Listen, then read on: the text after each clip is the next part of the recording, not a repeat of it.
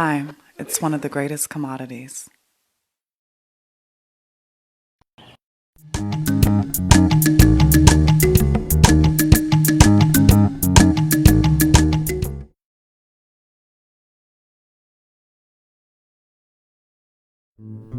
Welcome to the Living Superfood Show. My name is Umoya, and I'm here with my co-host, the one and only master chef, health and food scientist, Kidi Owadu. How are you doing today, sir? My brother Umoya, how am I doing? We black and we shine. I hope you're in great spirits today as well. Definitely. So today we're going to be talking about lentils. And the first question is, what is a lentil and what food family are they considered to be? Wonderful. Well, let me tell you, lentils are among the most highly nutrition-dense, practicable sources of nutrition we can possibly come across. Lentils are magic. A lot of people don't really know about them. Need to be including more legumes, which lentil is from the legume family, meaning legumes generally you will understand things like peanuts or peas, or garbanzo beans, mung beans. These are various types of lentils. One of the reasons I like lentils so much is because lentils can be sprouted and eaten raw, and as our conversation continues, you're going to see a distinct advantage of sprouting and eating raw lentils. So insofar as legumes, I like to refer to legumes as clean proteins. Okay, so what is the etymology and how did the lentil get its name? Yeah, believe it or not, the reason or the root of the word lentil is lens, meaning the same type of lens as in our eye lens, or the concave lens that are used to make up magnifying glasses and microscopes and things. And so when we look at the shape of a lentil, it resembles a lens. And so that's how lentils got their name. Okay, so what vitamins are in lentils? Oh, lentils have a number of very key critical nutrients, including B vitamins. So you got your vitamin B6, which is critical for sustaining a healthy nutrition or a healthy immune system. Vitamin B6 deficiency is associated with a disease called pellagra. And when we look at the history of pellagra or the clinical presentation of pellagra, it resembles what would be called a AIDS in Africa.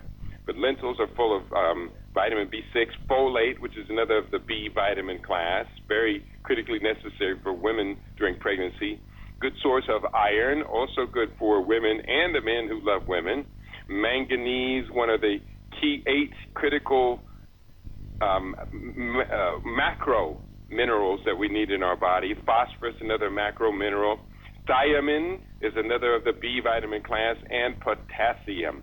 Potassium is a very important nutrient necessary for the balancing of our blood pressure as well. They say if your potassium gets thrown out of balance by an excess of sodium, then you're going to be developing hypertension. So potassium, the B vitamins, iron, and the lentils are just loaded with essential nutrients. So you did mention sprouting. So how should one prepare and consume lentils in addition to sprouting? I like to make lentils a number of different ways. One, I make a kale lentil pate that is absolutely to live for. And in it, I will generally steam until soft about 80% of the lentils I'm going to use in the pate, while sprouting an additional 20%. The sprouted lentils definitely have a different flavor. They have a little bit of bitterness on them, but the key about it is this.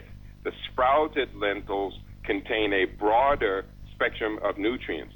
When they talk about protein, you probably have often heard the phrase, well, if you don't eat meat, where are you going to get your protein, man? Yep. Well, actually, that's not, sorry, that's not even the right question.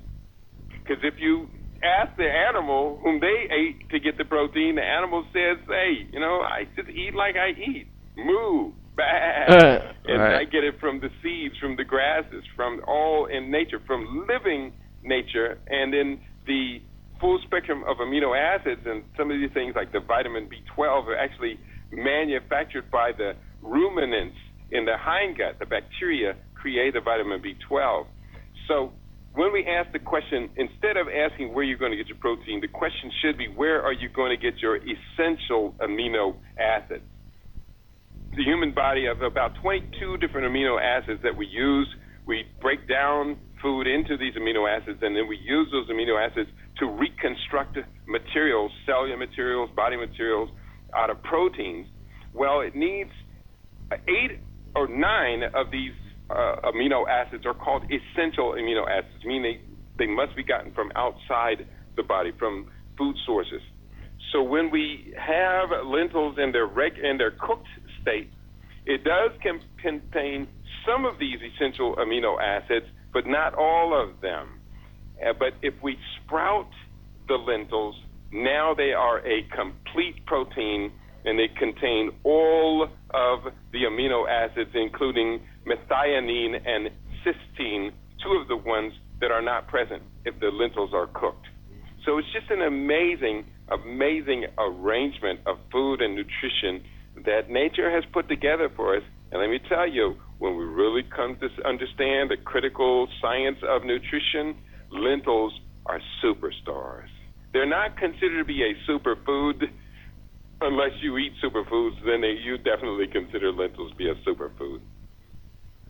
Okay, I think definitely one day we're going to have to do a demonstration, a sprouting demonstration, so the people can hopefully one day do it, in their homes or wherever they're at. You're absolutely right. When it comes to people want to grow their own food. I talk to a lot of people. They love to grow food, but they just say, I don't have the space. I have a tiny balcony, no sun hits it. I'm living in circumstances where I can't grow food. But wait a minute. All you got to do is get you some glass jars, and we show you how to make a setup so that you can grow your own fresh, sprouted, organic produce right on your kitchen counter. So there's no excuses for not eating fresh and organic. And sprouts have the highest density and value of nutrients of all known foods. Nice. So how do lentils grow? Lentils grow, they're pretty easy to grow. They're kind of like flax seeds or chia seeds or amaranth or other types of grains. Of course, in this case, they're more like peas than they are actual grains. But, the lentils grow above ground. You would grow them in kind of the same way and in the same weather conditions where you would grow peas.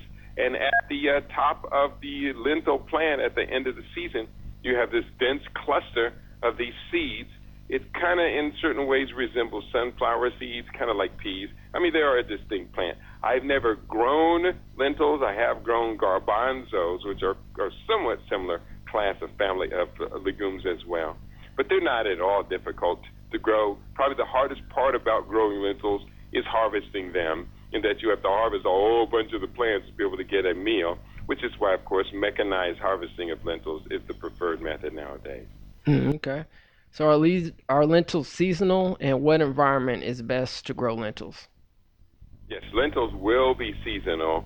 I have to say the best environment to grow lentils is going to be a somewhat cool weather environment. United States, they break it up into different zones. I think lentils will grow in 7 through 9, something like that. But it's not a difficult crop at all to grow. It doesn't take so long for them to grow. And the beautiful thing about it is if anybody wants to grow lentils, just go to the grocery store and buy a bag of lentils. Chances are those lentils are still alive and they will sprout. Wow. So can lentils be grown indoors as well?